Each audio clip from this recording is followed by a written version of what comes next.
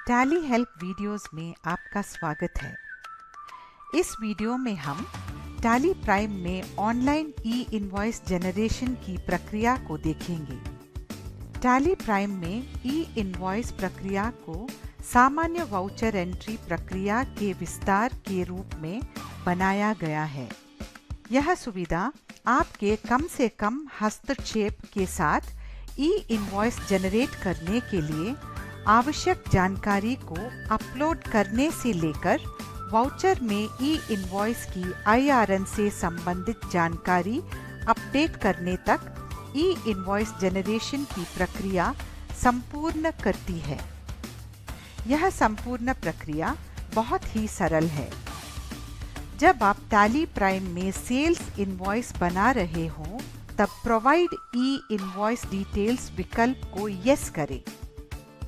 जैसा कि आप देख रहे हैं, ई इनवॉइस डिटेल स्क्रीन खुल चुकी है।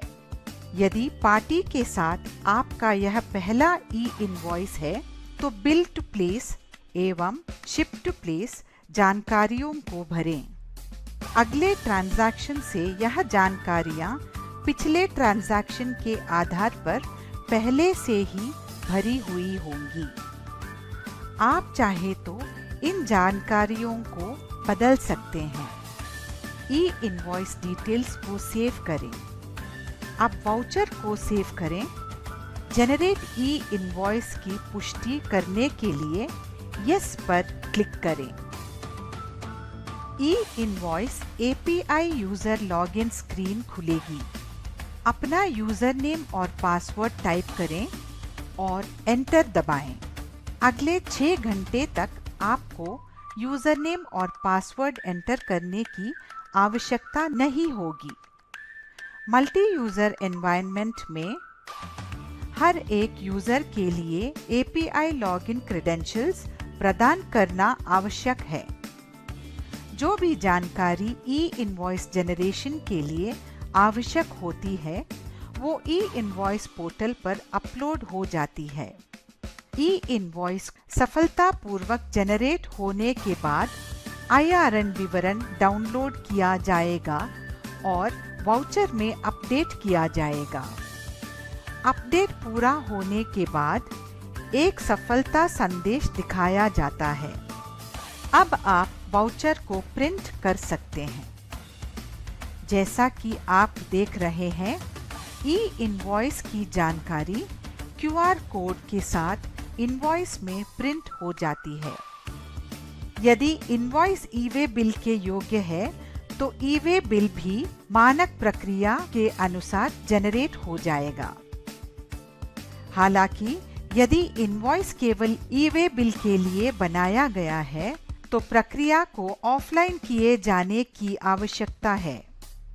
यदि डेटा एंट्री एक व्यक्ति द्वारा की जाती है और दूसरे व्यक्ति द्वारा वेरीफाई की जाती है, तो आप पहले वाउचर को सेव करना चाहेंगे और बाद में ई इनवॉइसिंग के लिए भेजना। ऐसे स्थिति में आप सेल्स इनवॉइस में F12 के तहत सेंड ई invoice details after saving voucher विकल्प को नो सेट कर सकते हैं। एक बार यह विकल्प डिसेबल्ड हो जाने पर एक्सचेंज मेनू में स्थित सेंड फॉर ई इनवॉइसिंग विकल्प से ई इनवॉइस के लिए विवरण भेज सकते हैं। Send for E invoicing report में सारे पेंडिंग फॉर जनरेशन और पेंडिंग फॉर कैंसिलेशन ट्रांजैक्शंस उपलब्ध होंगे। इन्हें ऐसे ही अपलोड किया जा सकता है या आप ट्रांजैक्शंस चुनकर अपलोड कर सकते हैं। सेंड पर क्लिक करें। अपना यूजर नेम और पासवर्ड टाइप करें और एंटर दबाएं। वाउचर्स ई इनवॉइसिंग के लिए अपलोड हो जाएंगे। एक्सचेंज के बाद सफल जनरेशन, कैंसिलेशन और फेलियर्स, रिजेक्शंस की गणना के साथ एक समरी प्रदान की जाती है। पोर्टल से IRN और QR कोड सहित अन्य विवरण वाउचर में अपडेट किए जाएंगे। आप ई इनवॉइस रिपोर्ट देखकर उन सभी वाउचर्स के बारे में जानकारी प्राप्त कर सकते हैं जिनके लिए ई इनवॉइस जनरेट किया गया है और जिनके लिए पेंडिंग है। रिजेक्शंस के मामले में ट्रांजैक्शंस रिजेक्ट किए गए कारणों के साथ ई इनवॉइस रिपोर्ट के rejected by E invoice system विभाग में देखे जा सकते हैं। आप उन वाउचर्स में गलतियों को हल कर सकते हैं और ई इनवॉइसिंग के लिए पुनः अपलोड कर सकते हैं। If you like our video, please hit the like button. Don't forget to subscribe our channel and hit the bell button to get our latest update first.